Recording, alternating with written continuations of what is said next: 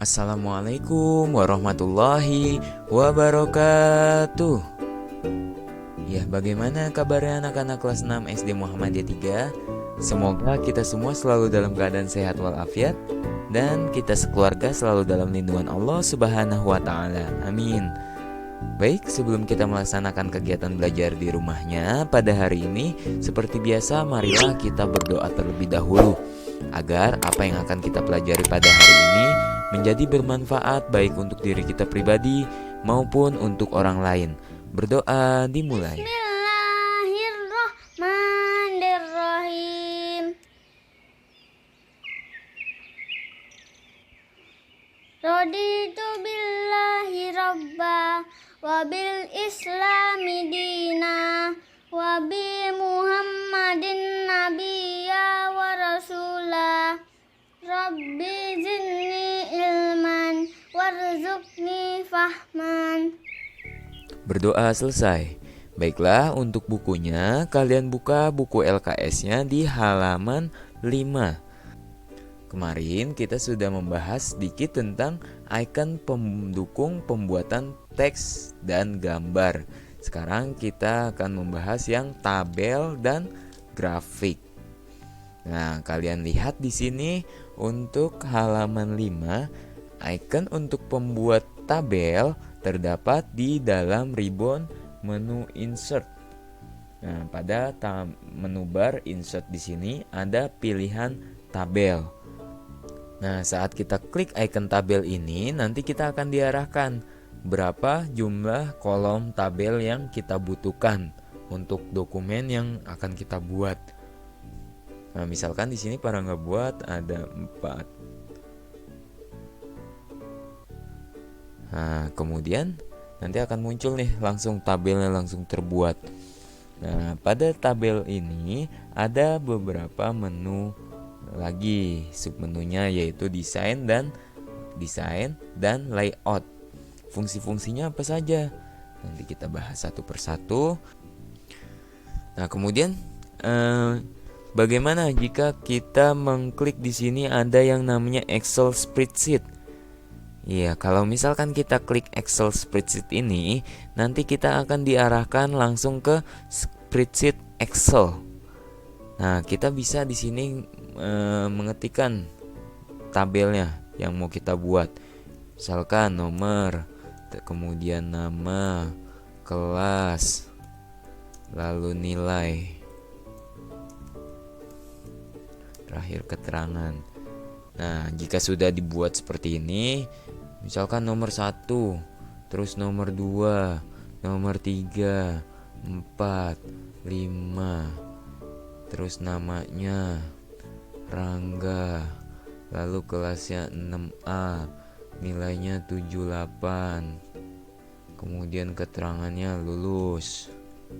Nah, nanti setelah udah kita klik semua, udah kita buat tabelnya dan isi tabel tersebut informasinya, kita tinggal klik saja langsung di luar sini. Nanti akan otomatis tabel tersebut terbuat ke Microsoft Word-nya. Nah, seperti ini. Nah, jadi kalau untuk Excel spreadsheet ini yaitu kita membuat tabel dengan menggunakan spreadsheet Excel.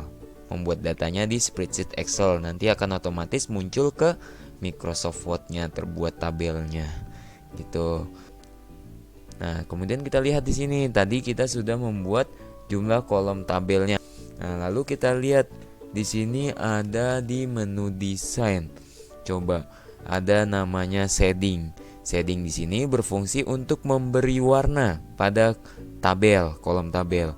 Kita coba kalau misalkan kita mau samakan semua nih kolomnya, kita blok terlebih dahulu pada bagian yang ingin kita berikan warnanya. Nah, coba. Lalu kita klik desain dan pilih shading di sini.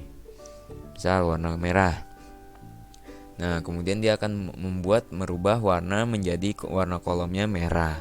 Sesuai keinginan kita aja, kebutuhannya mau warna apa. Lalu ada di sini yang namanya borders. Borders di sini Border di sini yaitu berfungsi untuk menampilkan bagian garis-garis pada tabel atau menghilangkan bagian garis pada tabel. Misal kita tadi sudah blok semua, kita mau hilangkan nih tabel garisnya, kita klik no border, jadi tidak ada garisnya. Tapi kita tetap mengkliknya ini sesuai dengan kolom tabel, namun untuk garisnya tidak terlihat. Ya, seperti itu. Lalu ada di sini beberapa bottom border. Bottom border ini berarti bagian bawahnya itu garisnya tidak akan terlihat, tidak muncul. Kemudian top border, bagian yang atasnya ini tidak muncul. Lalu left border, bagian sebelah kiri tabel di sini tidak muncul. Kemudian right border di sini yang bagian sebelah kanannya. Coba nih Parangga hilangkan bagian kanannya. Nah, di sini tidak terlihat garisnya, tapi masih sesuai dengan tabel yang sudah kita buat. Begitupun seterusnya di sini ada all border, berarti kalau all border ini terlihat semua garisnya. Kalau no border menghilang semua garisnya. Lalu ada outside border dan inside border, inside horizontal border, inside vertical, diagonal down, diagonal up, lalu horizontal line, kemudian draw table. Nah, di sini draw table. Draw table ini berfungsi untuk menambahkan tabel baru. Jadi, misal kita tambahkan dengan tabel baru. Di sini kita membuatnya secara manual. Kita klik dan tahan, sesuaikan. Nah, dia akan sesuai dengan tabel yang kita buatnya, ukurannya. Misalkan Parangga buatnya segini, berarti hanya segini doang nih tabelnya, jaraknya. Itu untuk yang draw table namanya. Nah, lalu ada lagi di sini namanya di layout. Di sini kita layout, ada namanya eraser. Eraser di sini berfungsi untuk menghapus tabel yang ingin kita hapus. Misal di sini Parangga mau hapus, ya jadi hilang tampilannya. Gitu.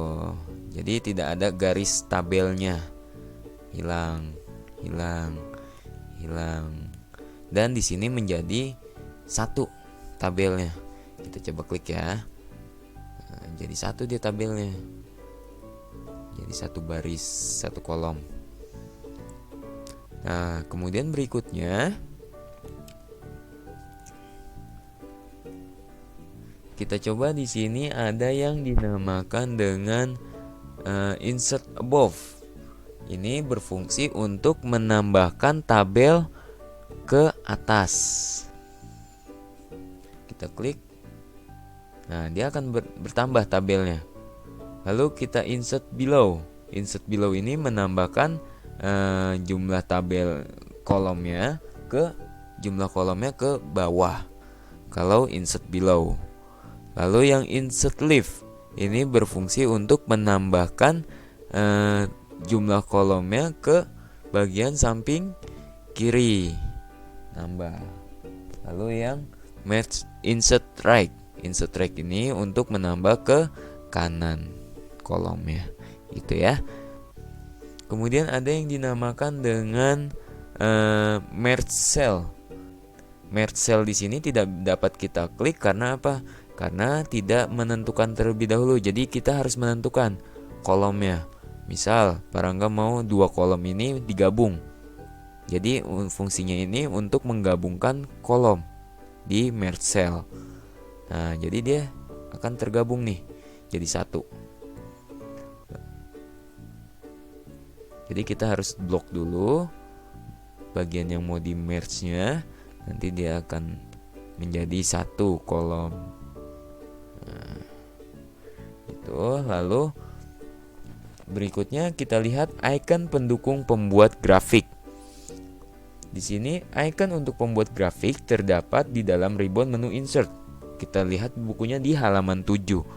Di menu insert, di sini ada untuk membuat grafik, yaitu ada pada icon chart. Nah, di sini kita bisa menentukan nih mau gunakan di grafik yang seperti apa.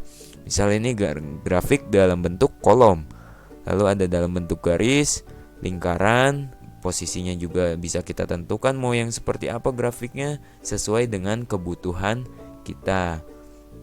Gitu. Ya, baik, itu saja yang dapat Parangga sampaikan pada hari ini. Semoga dapat kalian pahami.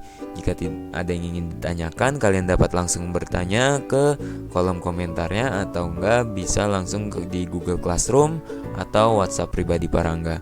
Sebelum kita akhiri pada pelajaran hari ini, marilah sama-sama kita berdoa terlebih dahulu agar wabah pandemi corona ini segera berakhir dan kita dapat sama-sama berjumpa kembali di SD Muhammadiyah 3. Amin. Parangga akhiri, wabillahi taufiq wal hidayah. Wassalamualaikum warahmatullahi wabarakatuh. Tetap semangat belajar di rumahnya, tetap jaga kesehatan dan tetap patuhi protokol kesehatannya. Terima kasih.